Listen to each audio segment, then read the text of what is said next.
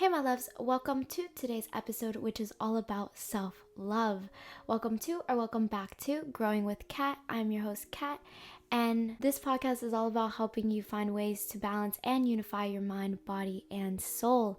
I post these episodes every Tuesday, Thursday, and Friday, and in each episode I dive into steps you can take to help you on whatever journey you are on. And I cover topics such as wellness, the real shit that happens in business, raising your vibrations, how to create the life you desire, self-development, and much more topics. Now, in today's episode, we are talking about self-judgment in childhood.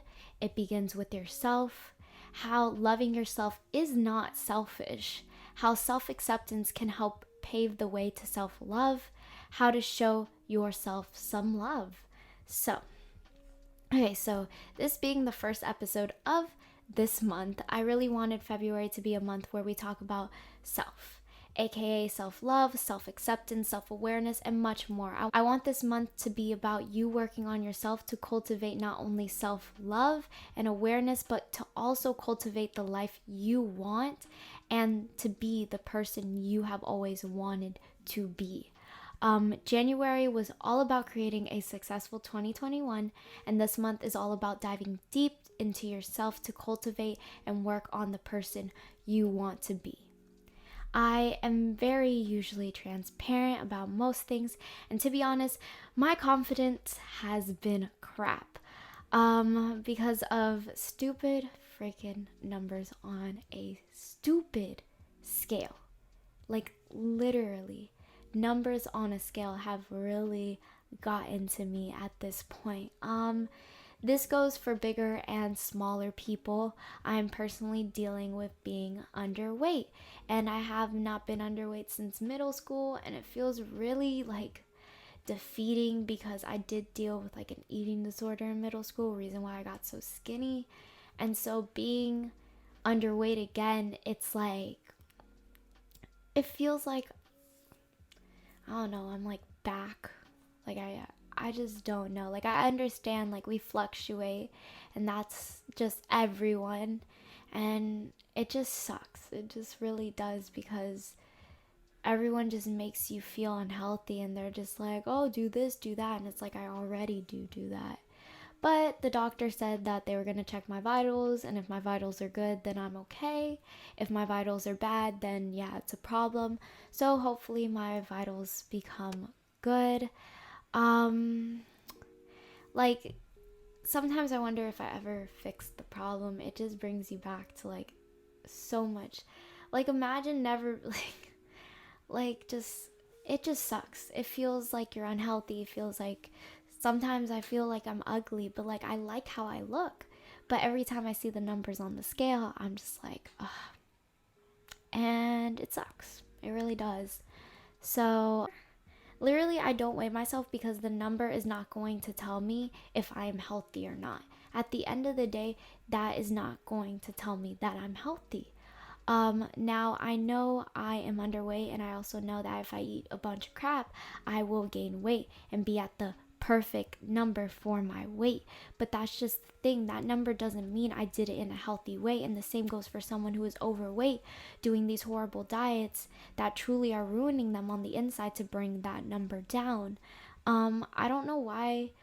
No, actually, I brought this up today because usually I feel great about myself, but because I had to go to the doctors, to get a physical, and that whole fiasco, it just really like my self-confidence just went down horribly. But it is what it is. As long as I'm healthy, that's all that matters. I'm going to keep taking care of my health and figure out some way to just, if my vitals are low, then figure out a way to take care of my vitals, but not focus really on weight. So after that stupid little rant, it is time to dive into the first topic, which is self-judgment and childhood. So let us start with the definition of self-judgment, which is the act or fact of judging oneself, We all have judged ourselves, or we are judging ourselves right now. We are literally always judging ourselves from either saying we are great at something, better than someone, or if we are ugly and will never reach a certain goal because of whatever. I remember growing up taking tests, or when I got in trouble, I would judge myself, telling myself the worst things because I believed that doing that would make whatever happens make sense. Now, let me explain this because I'm pretty sure that did not make any sense. I felt like while taking a test, if I sat here and said, I'm going to fail, so it doesn't matter what I get, which helped my anxiety taking tests for those few minutes, but it led me to stop caring about tests, and it led me to start failing. And the thought that it doesn't matter turned into, you're stupid, you always fail, so what is the difference? Does that make sense? I planted a bad seed in my head, and it grew to become a plant that I couldn't control at a certain point, and it just kept getting worse. I would always reprimand myself. I remember when I got in trouble in first grade, and I've already talked about this story before, but I remember putting my nose to the wall crying and telling myself I'm such a horrible person, that I deserve these things, that I'm just stuff a freaking first grader shouldn't be saying to themselves. But I thought that if I said those things to myself, I would solve everything, but it didn't. It turned into me saying shit about myself, my teacher saying shit about me, and then my parents getting pissed, and I'm still trying to figure out the impact of my childhood to my health. It's like a long journey I have to figure out, but I just know that wasn't even the start of my self-judgment. That is why I'm talking about self-judgment in childhood, because I know for a fact that had a lot to do with how I love myself and how I think of myself in a weird way. And I have no clue if you guys can relate, but if you can, I would really love to know. Self-judgment is hard because it feels like it can be an autopilot sometimes. Like when you do job interviews with multiple people, you're all being asked the same question, and it's so easy to judge you and others. It's so easy to listen to someone's answer and be like, I have no chance, shut down, blow the interview, and to you it was already going to happen, so what is the point? Instead, your thoughts should be, wow, that person is amazing, but I still have a chance to get this job, and it is what it is. It is okay to think someone is better, more cooler, and all that good things, but just because someone is, that does not mean you aren't those either.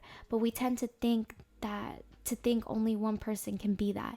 I know for a fact we have all looked at another woman, or if you have a dude, the man, thinking you have no chance because they look better. I remember dating my boyfriend. I literally had no confidence. My confidence was fake it till you make it.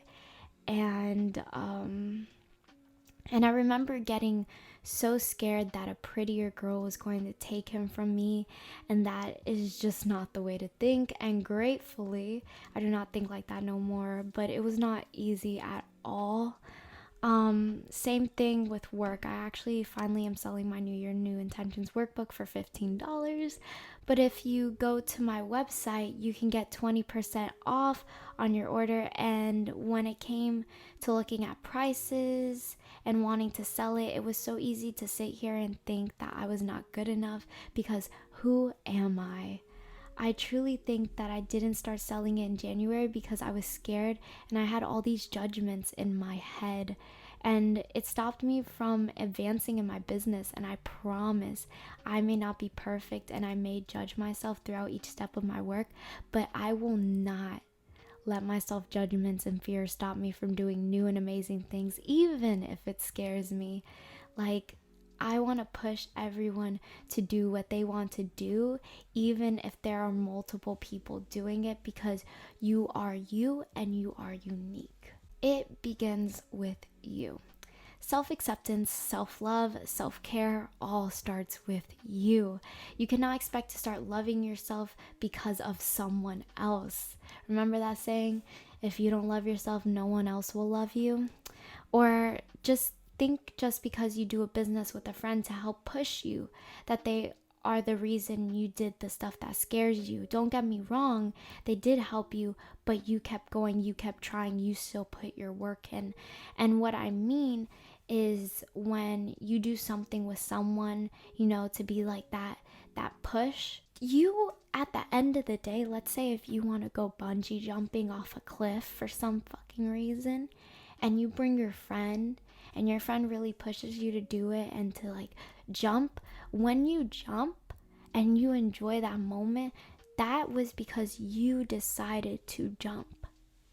And that can be like a metaphor in anything in life. Making that big business idea, making that big change in your life.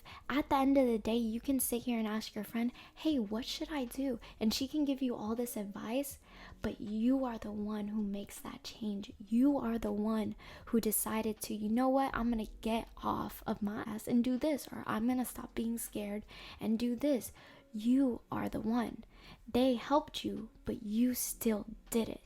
Everything begins with you. This goes for each and every person. You cannot expect someone to change if they do not want to change. So if you want to change something, it begins with you. If you want to start feeling more confident, it begins with you. If you want to learn how to accept and forgive, it begins with you. If you want to learn how to start a new business, it begins with you. Whatever you do, it literally begins with you.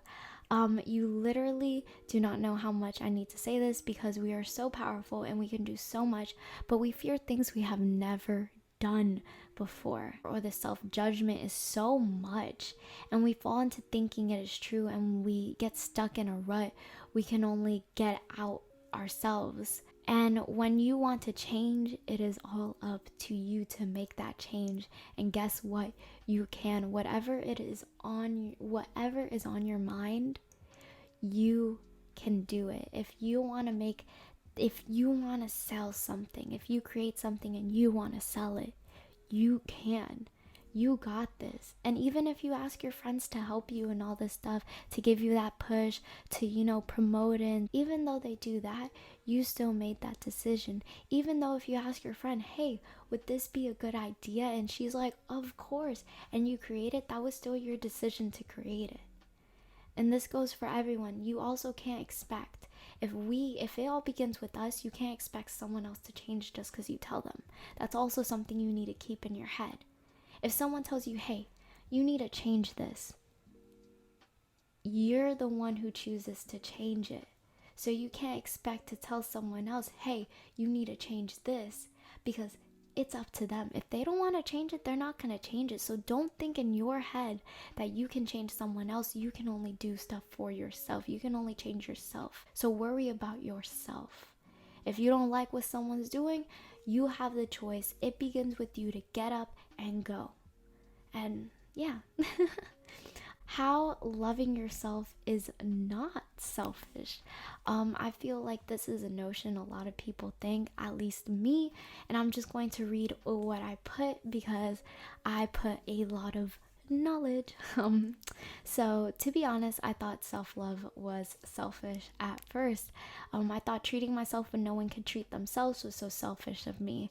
I felt like, well, if no one in my family treats themselves, then why should I? And that was just a bad way to think about it. At the end of I always thought that I had an impact in people's lives. Like, I always thought that if I did something for myself, it could ruin their life. Like, I don't know what I thought, to be honest. I just always thought, oh, if they're not doing it, I shouldn't do it because I don't want to be mean. So to me, treating myself was kind of being mean in a way, because like no one else in my family really does that.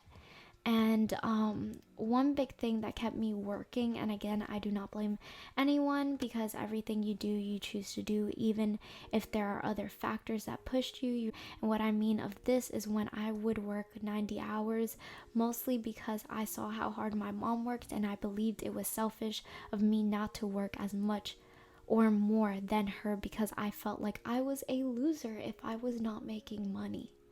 That literally was my mindset. I thought because I had them big bucks that I was like on some other level, and it's like, no, you weren't.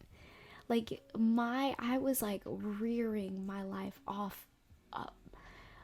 Like when I realized I was on a bad road, I went skr, I turned around, I went shoot, because I was on such a bad path, mentally. I really thought that, and it's really, really sad that I didn't take care of myself sooner to realize that. But it is what it is. I'm here now, and I'm grateful that I am here now. But this was my thought process, and it was so unhealthy. I would judge myself for having days off, or even buying myself a dress here or there. Even buying me food was a struggle for me, which sounds so freaking stupid because, bro, your health matters. But to me, it didn't. But guess what? I chose to get out of that headspace, and I chose to change my thinking. And one big thinking I had to change was that loving yourself is selfish, because it is not. Loving yourself is not selfish. Maybe if we all allowed ourselves and gave ourselves things and time here and there, it would be normal and looked at differently. We live in such a world that judges. We judge everything. I judge things, you judge things. Like, this isn't false. We all judge everything. And sometimes we can be judged for buying ourselves something, or for taking more time for ourselves. Starting growing with Kat, I would just get up. I would literally work from opening up my eyes to closing my eyes. I burned myself out because of this. Now I give myself an hour to do some yoga, meditate, journal, walk my dog before I dive into my work. But please let it be known that loving yourself is not selfish. It is much needed and will attract so much good into your life, just because you will be feeling amazing, and those are the vibes you will put out. Who doesn't want to love every second of life? Like, who doesn't want to be happy? How self-acceptance can help pave the way to self-love. Okay, so let's talk about the difference between self-acceptance and self-love. Accepting yourself for who you are is different than loving yourself. I can accept that I am in the body I am in. I can accept how I sound. I can accept my feelings for what they are. But loving yourself is much more harder. Self-love is so much more deeper, and it starts with self-acceptance. For me to start loving the body I am in, I need to accept how I look and accept the numbers on the scale. Self-love is not always going to be there, because self-love is how we treat ourselves, how we treat our bodies, how we treat our minds, how we treat our time. It is about having that respect for yourself. Simplest thing I can think of right now is you're miserable in a relationship, yet you stay because you don't want to hurt that person and you feel bad. You're not only doing a disservice to you, you're doing a disservice to the person you are with. You have to accept y'all are different people. It is what it is. Y'all tried, and the best thing for you and them as well is in this situation is to separate. And thinking like that, personally, to me, is self-love. You are making decisions for yourself and for your happiness. Like, self-love isn't just about giving yourself a facial here and there and just yay. Self-love is just so much deeper. It's you have to deal with the stuff you hate about yourself and accept it for what it is. I get angry, and I get sometimes very emotional, and it's something I used to hate about myself. And because I hated it about myself, I wasn't there for myself. And I had to learn how to accept it, understand it, and sit here and say, you know what? Even through all of this, I still deserve to show myself some love, because something's lacking right now, and that's the reason I'm feeling like this. I used to literally just hate myself for getting mad, hate myself for getting sad, hate myself for feeling something. And it's like, no, like, feel, like, be there for yourself. Literally just be there for yourself. You have to know, and you have to get to know the bad parts about yourself, and like aka shadow work. And you really have to work on that part of yourself, understand it, be there for it, figure out where all of this came from, and take care of it and take care of yourself. And that is self-love. That is self-love. How to show yourself some love. So one of the ways is giving yourself a you day. So you can answer some journal prompts like, what do I need in this moment? What have I been wanting to do? Where have I been lacking when it comes to putting myself first? How can I put myself first? Answer these, then do whatever is on that paper on the next day. So if what you need is a facial or to get a massage, then schedule it. Or maybe you have been wanting to go eat out at your favorite restaurant, then go do it. Like maybe you've been needing to implement more time for yourself in the morning, make that a habit. Maybe putting yourself first is making sure you're good when dealing with others' problems, so you make that a necessary change to your lifestyle. So when a friend texts you on a bad day, you do not feel bad with letting them know, hey, I'm not feeling so good. I wish to help, but right now I need to recuperate on my side. I need to take care of myself. This friend should understand and want you to be in the best of headspace. So really take that day for yourself to just give yourself what you need. Again, answer those prompts. You can go back, stop, write them down, answer them when you want. Schedule yourself a you day, take yourself out, treat yourself like the queen you are, or like the king you are. Next tip is to take care of your mental, physical, and emotional. Now, I talk all about this in episode 34, literally talking about 3 ways to take care of your relationships, careers, finances, mental, physical, and emotional health. But a few ways you can tackle all of these in 1 hour is by yoga, meditating, and journaling. Yoga helps you physically and at time mentally, counting on how uncomfortable the moves are at times, because sometimes you have to breathe through those moves because those moves be hurting. The meditating helps the mental and emotional. I personally like using Headspace because I enjoy listening to the people talk, and I enjoy meditating with their voices more than I do white noise or like forest sounds. Then journaling helps with emotional health, which then helps the mental health because you get out of your feelings. When I start crying, which then turns quickly into depression at times, I start writing out how I feel, which helps calm myself down to the point where I can control my thoughts when before I couldn't once I got into that state of mind. I will link episode 34 in the description if you would like to enjoy that.